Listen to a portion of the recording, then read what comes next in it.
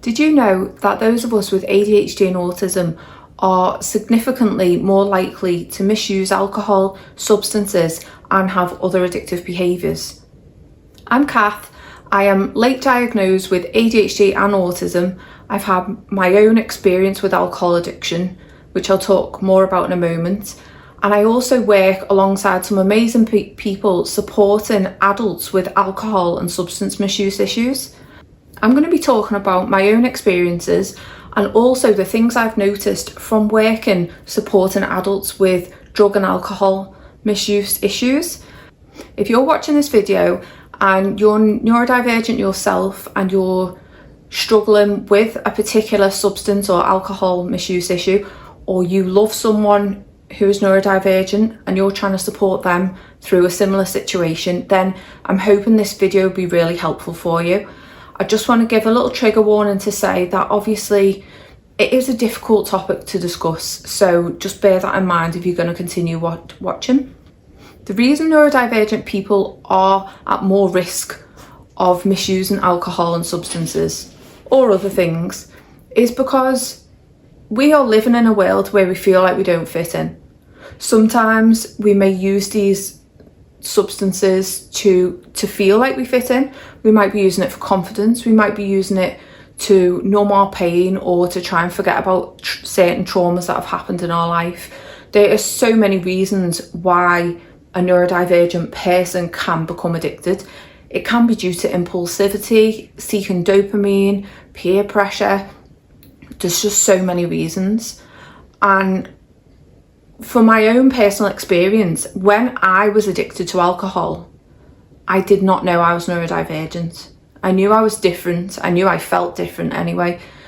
I knew that I struggled throughout life, but I didn't know that I had ADHD and autism at the time. And it was over 20 years later that I eventually got diagnosed. So my own experience with alcohol addiction was when I was 18. I had used alcohol in various different ways throughout the years. When I first started drinking when I was much younger, I used it for confidence and to be able to speak to people. But at the point where I became addicted, I was using it because of trauma. I was really struggling with things that had happened in my life and I couldn't cope with the way that I was feeling. So I turned to alcohol. Well, I already had alcohol in my life, but I turned to it at a much more unhealthy, toxic level. I will link a video at the end about where I've gone into greater detail about my experience with alcohol addiction, because it is a much longer story. It's not just as simple as it just happened when I was 18. A lot of things led up to that point. So I will link that video at the end. But my own experience with alcohol addiction taught me a lot about myself. I just want to add that I have not drank now for almost 6 years. And I never drank when I was pregnant. I just want to add that in as well. So, but I have had, even though I managed to get myself out of that alcohol addiction, after months and months and months of struggling with it, I still had a toxic relationship with alcohol after that. So I just wanted to mention that. I currently work alongside some amazing people supporting adults with alcohol and substance misuse. One thing I notice, I've only been there for 6 months, and I just need to add as well, I'm training to be a counsellor, so I have got that kind of counselling mindset background as well. There's a few common things that I've noticed about the people who are struggling. Number one is every single person that I've been in contact with, that I've spoken to or I've observed has had childhood trauma. Or at the very least, they've had trauma in their life. So I do not believe for 1 second that addiction is a disease. Yes, we do have genes that can make us more prone to addiction. Enter ADHD, autism, we've got genes for that, and they can make us more prone. So yeah, we do have those genes. but it's not just a disease in itself. There's a saying, I can't remember who said it, but genetics loads the gun, lifestyle pulls the trigger. So trauma is the trigger, basically. So we may have those genetics of being more prone towards addictive tendencies, like may have ADHD genes and autistic genes, which obviously, if you're here, you probably have. But it's actually other things that kind of activate that addictive behaviour. In my case, it was trauma. It was so much trauma, and obviously also being undiagnosed autistic and undiagnosed ADHD as well. That in itself causes a lot of difficulties in life. So that's also a reason why a person may turn to alcohol or substances. So that's number one thing that I noticed. The second thing I noticed is, right, probably like me, you've got a radar. We have a radar for other people who are neurodivergent. And if you're new to this and you haven't quite developed that radar yet, you will get it. It's like you can tell who's neurodivergent before they even know. And although I don't go around saying to people, listen, I think you've got ADHD or I think you're autistic, I still think it in my head, and I'm not going to do that. If they asked me the question, if they asked me if I thought that, then I'd be honest with them, but I'm not going to just go around telling people. But we get a radar for it. And there's been so many times where people have come into us for support, and straight away my radar is going off. They've got ADHD. I don't say it to them, obviously. They've got ADHD, or I think they're autistic. And almost always further into the conversation, they will say that they either are ADHD or autistic, or they think they probably are. So that's another thing. A lot of the people that we support are neurodivergent. A lot of the people that work where I work are neurodivergent. And do you know what? It's an amazing... Although, I just need to add this. It is a very, very... It's a difficult place to work, but it's an amazing place to work. It's amazing because the people who work there are genuine, down-to-earth people who have empathy and actually care about what they do. It's amazing in that way. It's difficult because we're supporting people when often they're at the lowest point of their life. We are hearing what they've been through. We are in many ways able to relate to them about that. So, but there are also things that until I worked there, I was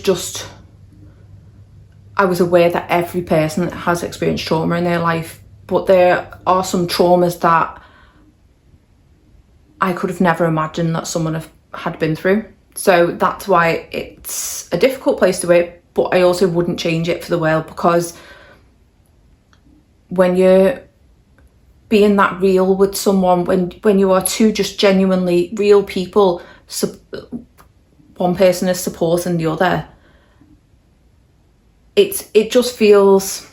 I love realness. That's really important to me. Being real, talking to people who are real people, real, honest, down-to-earth people, and that realness is very appealing to me as a person. And even though that realness can be extremely painful, I would rather support someone when they need it the most than not.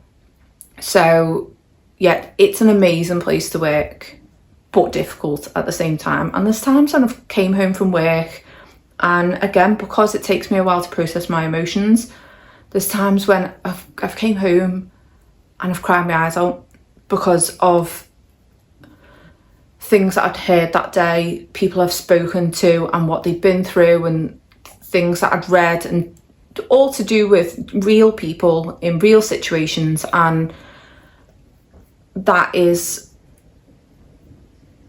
that's where my deep empathy, like, that's where it comes in, because I need to be doing something like that. As much as it can be so uncomfortable and painful at times, that is what I'm here for. I'm here for a career like that. So that's also why I'm training to be a counsellor. So yeah, that's the second thing I've noticed. The third thing I've noticed, which is from my own experience and from speaking to people who we support at work, is that most of those people, and myself included when I was going through alcohol addiction, feel alone. And that can be hard to hear if you're watching this and you're trying to support a loved one through an alcohol or substance misuse or whatever else, whatever other addictive behaviour. It's more than likely they feel alone. Or if you're watching this and you're going through this now, I'm guessing that you feel alone. I just want to tell you that, first of all, you're not alone. And it's easy for me to say that now, because when I experienced it myself, I felt alone. Felt like no one would ever understand me. And it's almost like, it feels like, again, because we're neurodivergent, those feelings feel really permanent, even though they're not. When you're in that feeling, it feels permanent. So that it's more than likely that if you're going through this yourself, or you're supporting someone who is, they are feeling alone. I just want to say, first of all, if you're watching this and you've been struggling with any kind of substance misuse or any kind of misuse of whatever, and you've recognised that you're struggling with that, well done, because that's the first step. That is literally, and I don't mean it to sound patronising in any way, but until you recognise it, you can't do anything about it. So that is the first step towards getting yourself through this, towards healing this. And without recognising it yourself, you've got to want that help for yourself. We, like, for example, at work, we can take referrals from doctors, from the police, from family members, from individuals themselves. But if that person who's struggling does not consent to that help, we can't help them unless it's, for example, enforced by law for a particular reason. But most of the people who we support, they need to want to change themselves. They need to want it for themselves, because we can't force them. We just can't force them. Those are 3 things that I have noticed from my own observations with my own alcohol addiction that I experienced, and from working supporting other vulnerable adults. What I'd like to say now is, I want to give you a few tips of, firstly, for if you're experiencing this yourself, and then secondly, for if you're supporting someone who is going through like a substance misuse.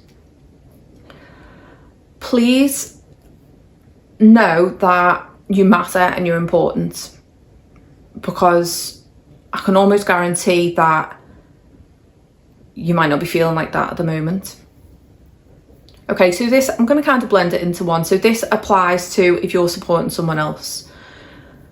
Let that person know that they matter. And that's the first tip. The second tip is to listen without judgment. And this is a really difficult one. And this applies to yourself as well. It can be easy to judge yourself and to think, oh, I'm this, why am I doing this? I shouldn't be doing this, because of, kind of validate yourself and try and think of the reasons why you have turned to alcohol, or why you've turned to drugs, or why you've turned to whatever else it may be. What are your reasons behind it? Have you experienced trauma? The fact that if you're watching this, you're probably neurodivergent, that in itself is enough of a reason, because you've quite possibly spent your life feeling like the odd one out, feeling like you don't fit in, trying to understand how to fit in a social setting, and maybe if you drink alcohol, this will help you relax. Yeah, that was me as well. And like, or this will help me to speak to people. And just understand that if you're neurodivergent, which you probably are watching this, that alone, is, I'm obviously not, I'm not encouraging turning to anything, but that is enough of a reason that you may have turned to alcohol or substances or whatever. That in itself is difficult things you've been through in your life. And even if you are one of the rare people who feels like you've had an easy life and can't think of a specific reason why you've turned to alcohol or drugs or whatever else, you've still turned to it for a reason. It might be that something feels like it's missing in your life. Are you seeking dopamine? Is it like, are you feeling like your life is, you need more excitement or something? Just try and think of the reason. Why have you turned to this substance? Okay, I'm sorry, I went off track there, kind of made point 2 into something else. So now I'm going to go, listen without judgment. Don't judge yourself for it, just acknowledge your reasons. Again, easier said than done. If you're supporting a loved one, a friend, or someone else with substance misuse, it can be easy, especially if it's a family member, it can be easy to be like, well, you shouldn't do that because it's bad for you, because I know where that's coming from. You love them, you care about them, you don't want them to harm themselves, and that's a natural response in a lot of situations. But that person, if it was that easy for them to just stop, they would have stopped already. So try to listen without judgment. Try to approach the conversation with curiosity. If they are at, obviously probably not a great idea to do it if they were, for example, really drunk or really high or whatever else. Maybe wait till a time that is where they seem, where you can have more of a real conversation with them about it. But try and approach it with curiosity. Try to understand what is making them turn to these substances. Is there anything that they feel like they need more support within their life? And I just need to acknowledge as well, I completely understand how difficult it is to be the person on the outside trying to support someone. I understand that completely. So also acknowledge your own struggles around the situation. Don't ignore yourself in that situation. It is extremely emotionally draining and difficult when you are supporting someone you love through any kind of misuse of substances, alcohol or whatever. It is difficult, and I just wanted to acknowledge that. So also take into account your own feelings as well. But when you are talking to the person who's struggling, it is hard when sometimes you feel really frustrated and you feel like you want to just shout at them and be like, come on, can't you just do it for me? Can't you just... They in this moment, they need genuine empathy. They need validation. Not to validate that what they're doing is a good thing, I don't mean in that way, but their feelings need to be validated, as in, if you know, for example, that they've been through certain traumas, or even if you don't know that they've been through traumas, acknowledge to them and that they've been through something that has led to that, and that must have been difficult for them. Because if it was easy for them, they wouldn't have turned to this substance or to alcohol. Happy people do not become addicted.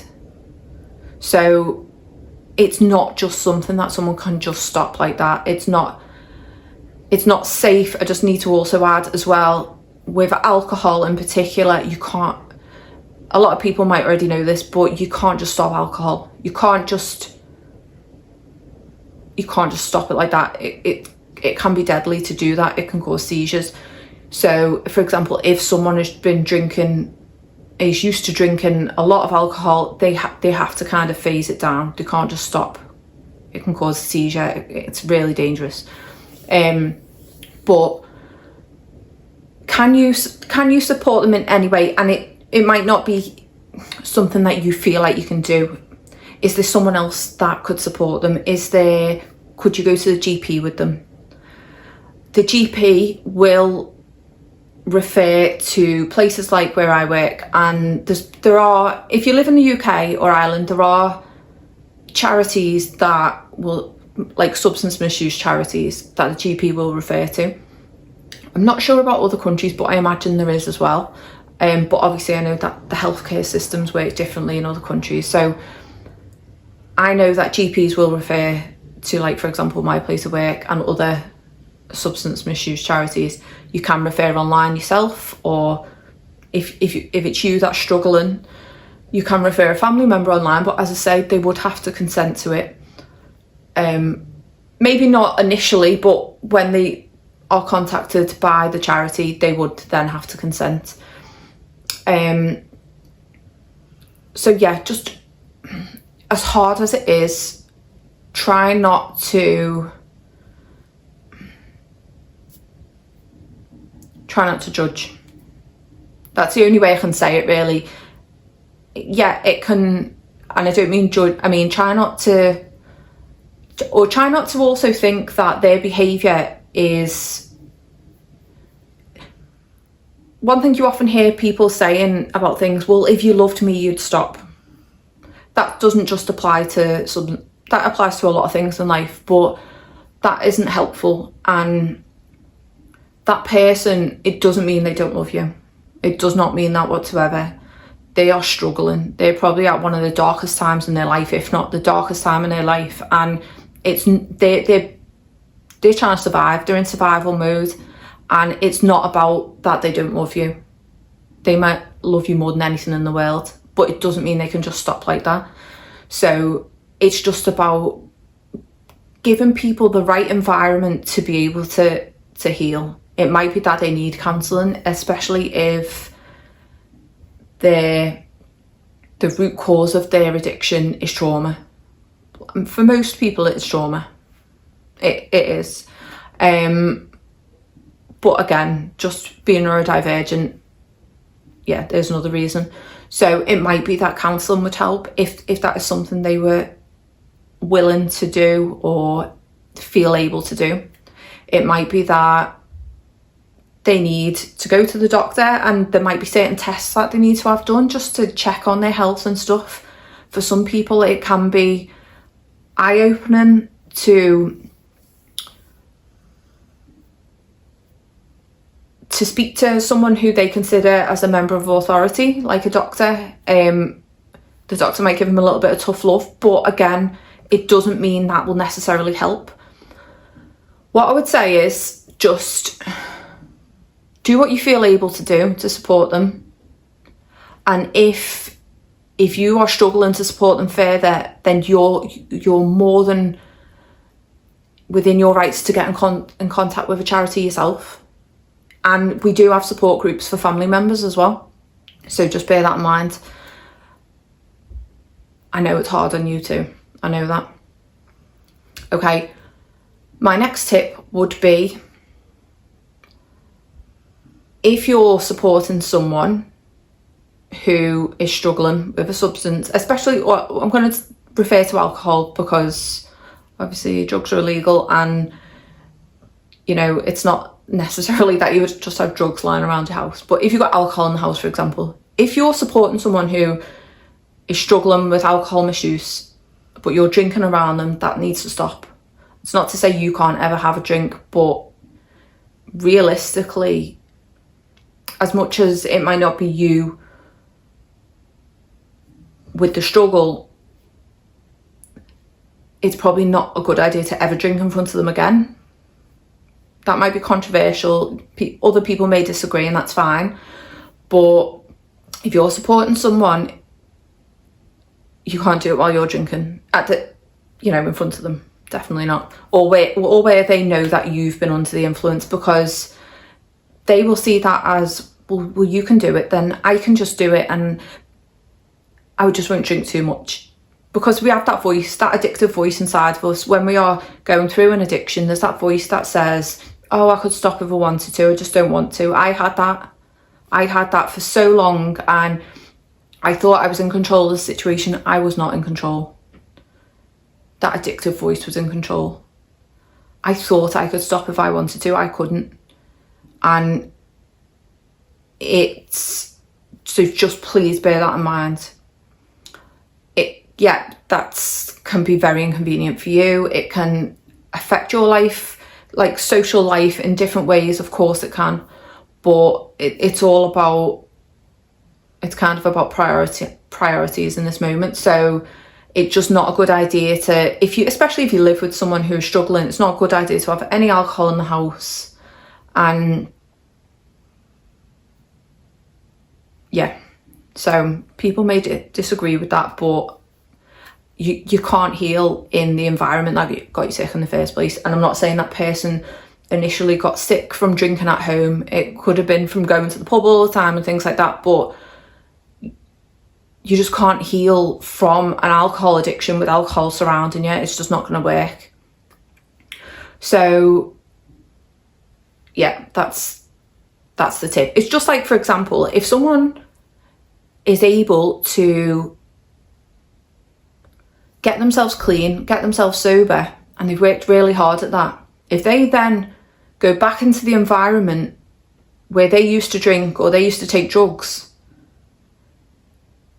in most cases, they're gonna, not in all cases, definitely not in all cases, but because it wasn't like that for me, but I had to change my mindset a lot to be okay with that. But in most cases, say if someone is going to the pub just for a pint every weekend, but while they're in there, they've had a really stressful week and they end up buying some cocaine. They take that, and that's kind of their habit. It's not even though they're going to the pub for a pint, it's usually the cocaine is the primary substance, because if they're just having one pint and then buying cocaine, then the cocaine is the more serious substance in that situation. Sometimes it's the other way around and the alcohol's more serious. It really depends on how much is consumed and in the situation that it's consumed. And you would always think cocaine is more serious than alcohol, but working where I work, you can see things from a different perspective sometimes. So if they get clean, they get sober, or you get clean and sober, and then you start going to the pub again at the weekend, that's a slippery slope. And it might be that you go there and you have a non-alcoholic drink, but if you're again surrounding yourselves with those people who are doing what you used to do, in a lot of cases it's only a matter of time before those habits start creeping back in again. That's not with everyone, of course. I would like to say, I'm not going to give any more tips apart from, please know that with addiction, there is always mental health issues. And that's not necessarily something that has to be diagnosed. But like I said before, happy people do not become addicted. So understand that you yourself, if you're struggling with an addiction, or you're supporting someone who is, you or they are gonna, your mind's not gonna be happy, and there are gonna be things that would improve your life. For example, seeking counselling, going to your doctor to be referred for counselling, things like that. Or I don't know what your financial situation is, but it might be that you could maybe afford to pay privately for counselling. It might be that you feel like counselling isn't for you at the moment, but please get in contact with someone. Please contact your local alcohol and substance misuse charity. I'll link a few of them in the notes as well, because I think that's really important. There are meetings you can go to. There are things like AA meetings. There are other types of meetings like SMART meetings, and those in themselves can be very therapeutic for people. To also be around people who are trying to achieve what they're trying to achieve, are trying to get clean and trying to get sober, and hearing other people's stories can be very eye-opening, and it can be a really good environment to heal in. So I just want you to know you're not alone. I've said this before earlier in the video, but you are not alone, and please, please, please know that people care. There are strangers out there who care. I care. Everyone who works where I work cares about you, or about your family member or your friend or whoever is experiencing the substance misuse or whatever addiction they're experiencing. There are so many people who care. I promise that. Even if you don't know us, even if you don't know them, there are people out there who care. I promise. And that is why a lot of us work in that kind of role. It's because we've been there before. We understand it. We're going to approach the situation non-judgmentally. We see that you're human. We see that your loved one is human. They are not their addiction. They are not a bad person because of their addiction. They are a human being who is struggling. So I want you to know that. It's gone really dark in here, sorry as well. But so please know you're not alone. Please, please seek help. If you're struggling, please seek help. Do not feel like you're alone in this, because you're definitely not. As I say, I'll link some resources in the notes. I will link I've got 2 videos actually about my own experience, but I'll link one of my videos in a moment for you to watch if you wanted to see like in more detail what led to my alcohol addiction. And please just know that you're worth so much, just as you are, and you are not your addiction. You are a human being. You deserve love, you deserve to be happy, and this doesn't have to be your life forever. This is a period in your life that I'm hoping that you will get through in a healthy way and come out the other end and be able to tell your own story. Even it might be even that in the future you want to support others in this situation, but I really hope that things get better for you. Thank you so much for watching. If you found value in this video, please like and subscribe. I will be doing more videos like this, and I'm kind of was going with the flow with this one. I think I wanted to be genuine about it and just to kind of tell you my honest experiences with my own alcohol addiction and supporting others with their substance and alcohol misuse. Thank you for watching. I'll see you soon. Bye.